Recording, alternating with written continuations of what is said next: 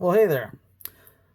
We have today a brand new acquisition. I will be selling this one, so this will not be a shooting video. This will just be a first impressions video of a Canik TP9 Elite Combat Executive 9mm. Pretty little gun. Let's go ahead and see what comes in the box. This gun was I believe, a collaboration between Salient Arms and Canik, and it's a nice little piece. We've got our obligatory safety information instructions when you first get the gun out. In the case, more documentation. Let's see, in the case we have the paddle for the holster that the gun comes with. As far as the holster it comes with, you know, it's a holster that comes with the gun, so take it or leave it. It's better than most. But we have a wrench for removing the thread protector on the threaded barrel. We've got a cleaning rod, and we have a cleaning brush. That's all up in the top part of the case. I'll get these things put away now that we've got rid of that part. In the bottom part of the case, we have the gun itself already in its holster. It comes with one spare mag. This is the 15-round mag. It has the 18-round mag already inserted. We have our mag loader. We have the plate for mounting your optic on the top of it. I believe that one is set up for the RMR. We have a spare back strap in case it doesn't quite fit your hand well. You can try that out. We have the obligatory gun lock. Always fun. In here, which is kind of nice, we've got a little mini toolkit. Inside this mini toolkit, we have a couple of spare, I don't know if you can see those in this light, fiber optic inserts, as well as these O-rings. Let's see, a couple of washers. And then in here we have some Torx wrenches.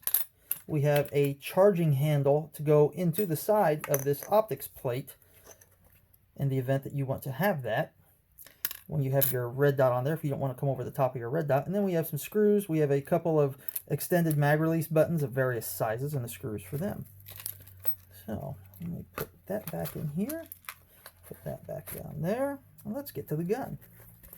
So this is the gun. I'm going to leave the sticker on here. Not going to take it back off again. The texturing on the side and on the back straps feels good. It's not overly aggressive. Feels like it would be easy to hold on to even if your hands are a little bit sweaty or slippery. I'm going to move this case out of the way. Give me a second. I've got too much stuff on my workbench. Makes things difficult. Anyway. The holster itself, similar to a Serpa design. Instead of pushing a button down here and then shooting yourself in the leg when you pull out, you lay your finger up high along where the slide would be, and you kind of just pull that. It pulls the latch up. Or you lay your finger far forward enough on there so when you make your grip, it pulls the slide back. Gun comes right out. It's got decent retention. It comes with a paddle. It might make a nice range holster. So, gun itself, we've got the gold PVD barrel. We have a threaded barrel with the thread protector on there. Also, if you take a look, that barrel threaded, or that threaded barrel thread protector, it's a hex on the backside, so you can really put that on there with your wrench. That way you don't end up losing your thread protector if you're shooting a lot without your suppressor. The mag release, it's big. You can swap that out for one of the shorter ones if you want. But I tell you what, it doesn't have the obnoxious sharp edges that some other Austrian gun makers have on their mag releases. It feels pretty good. Magazines drop free quite easily. And you can see there's a chamber flag in here, but I'll go ahead, bring that back. We have an empty gun. We have an empty mag. So, anyway, the slide release on either side, it's ambi. We don't have ambi controls, but it does look as if the mag release can be swapped around. The slide release is easy to manipulate. I mean, this is a brand new gun. I know a lot of you know that new guns, the slide releases, they have to be used a little bit before you can actually operate them one-handed. But I tell you what, that one, there's no effort there. I mean, you just lay your thumb on it and put him down. Trigger, let's get over here. All right, here we go. We're going to come back. Okay, there's the wall. There's your break. It's really clean. Now your reset. Also, not much there. And then you come back again. And there's almost no over travel. The trigger itself, it's a flat face trigger. It feels pretty darn good. It's not extra squishy or flexy like you get with some polymer triggers. I believe this one, yeah, it feels like an aluminum trigger.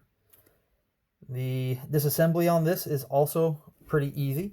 All you do, once you know you've got an empty gun, mag out, you come over the top, push down on here like some other manufacturers.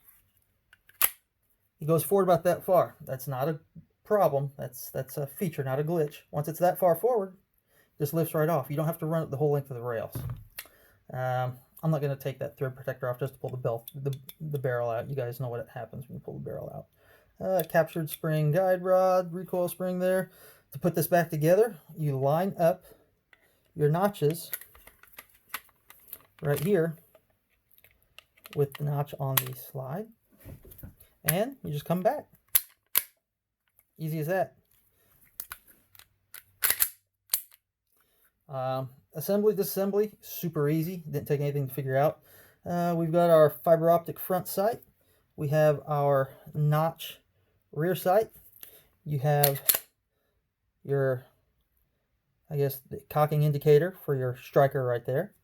You also, let me see here. Yeah, you've got a decent accessory rail up front for putting a light on there.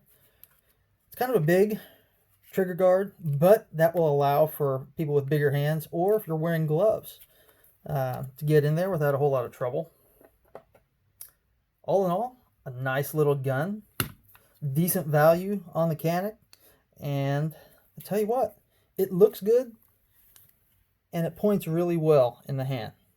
So I figure I would let you guys take a look at that. If you're interested in one, give me a call. I'll help you out.